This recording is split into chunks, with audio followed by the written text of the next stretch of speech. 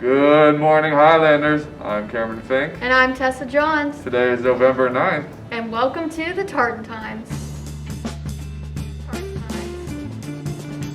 Veterans Day is this Wednesday.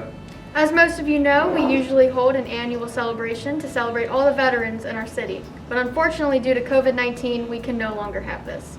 Despite in-person gatherings being limited and improbable this year, Oak Hills and the Tartan are still dedicated to celebrating and honoring our heroes.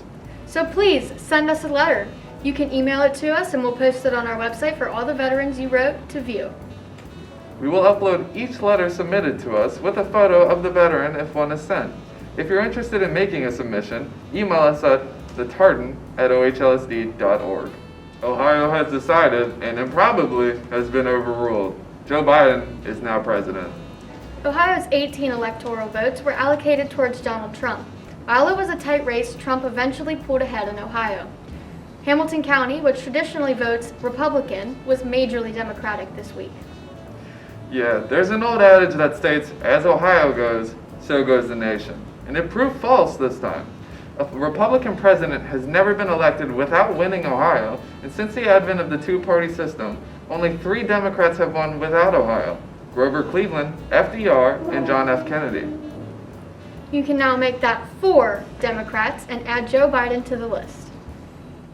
In other news, Steve Shavit has been re-elected to the House of Representatives. The incumbent Steve Shavit won by a larger margin than the last 2 years. Be sure to stay updated on all the local and national politics to keep yourself informed for the next election. And naturally, please remember to be courteous of one another's politics or opinions. And with that, we're on to the weather. Well, Cam, the weather's been getting colder as of late, but for today and tomorrow, we have a short reprieve and a reminder of simpler, warmer times. With a high of 74 degrees today and a high of 64 degrees tomorrow, we'll have incredibly comfortable temperatures. But don't worry, we'll be back down to the 50s later in the week in true Cincy fashion. Back to you guys. Thanks, Marin. Flu season is slowly approaching despite the warmer temperatures, raising many questions about what we're going to do with the flu and the pandemic. Yeah, we're all familiar with the sniffling and the light coughs from a cold morning, and normally this wouldn't be chalked up to more than agitation due to the colder months. But what about in the middle of a pandemic? We've all seen the list of symptoms that require you to stay home from school, work, and anything that you do in your typical life. Usually a cough, congestion, sneezing, and others are cause for concern and possible quarantine.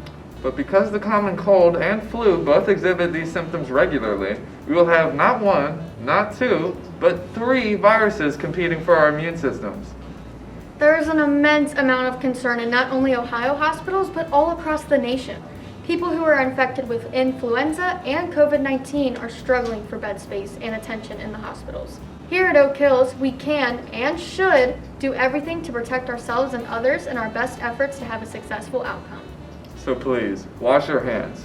We hope most of you don't need that reminder, but if you won't do it for us, do it for your elders, immunocompromised peers, or brave teachers. Or for me.